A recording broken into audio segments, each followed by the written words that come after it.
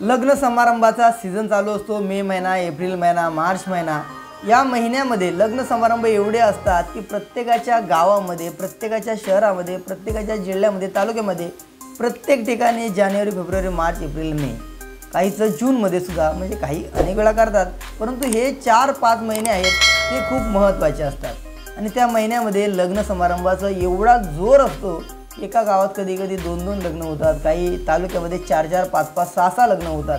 अशा पद्धतीचं लग्न समारंभ सोहळा जोरात असतो। मग हे लग्न झाल्यानंतर नवरा नवरीची वरात निघते, त्याच्या आधी हळद होते, त्याच्यानंतर हळदीची रात्र होते, नंतर हळद उतरणी होते, हळद काढणे होते, असे अनेक कार्यक्रम होते, शेवटीला पूजा वगैरे होते आणि त्यानंतर गृहप्रवेश होतो।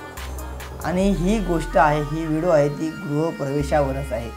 खरोखरच या नवरीनं जे काम केलं आहे खरोखरच एक अभिमानास्पद काम आहे आणि त्या महिलेनं खरोखरच अन्नाचा आदर करून तिने हे पाऊल उचललं असावं। तिचा व्हिडिओ व्हायरल झाला, लोकांनी तिच्यावरती खूप साऱ्या कमेंट केल्या आणि तिच्या या नवीन निर्णयाचं कौतुक केलं। मित्रांनो, ही व्हिडिओ पाहिली की तुम्हाला कळेल खरोखरच या व्हिडिओमध्ये एक नवरी आहे आणि एक बाजूलाचा नवरा आहे। हा नवरा नवरी जेव्हा गृहप्रवेश करत असतात तेव्हा नवरी आपल्या अन्नाला पाय लागू नये यासाठी ती खाली बसते। खाली बसल्यानंतर नवरा तिच्या बाजूला उभा असतो आणि ही नवरी अन्नावर पाय देण्यापेक्षा आपल्या हाताने, ज्याला मापटं बोललं जातं, ज्या भांड्यामध्ये हे तांदूळ भरलेले असतात ते काही लोक पायाने ढकलतात आणि त्याच्यावरती पाय देऊन पुढे जाताना आपण अनेक नवरा नवरी पाहिले असतील। सोशल मीडियावरती सुद्धा अशा अनेक प्रकारचे व्हिडिओ पाहिले असतील।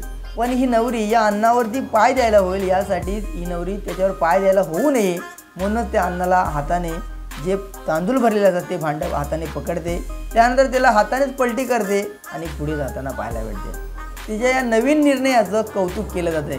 अनेक युजरनी या व्हिडिओवरती कमेंट करताना म्हटले खरोखरच संस्कार असावे तर असे, कारण आपण जे अन्न खातो त्यावरच पाय देऊन पुढे जातो, असं करण्यापेक्षा जे या नवरीने केलं आहे खरोखरच एक अभिमानाची गोष्ट आहे।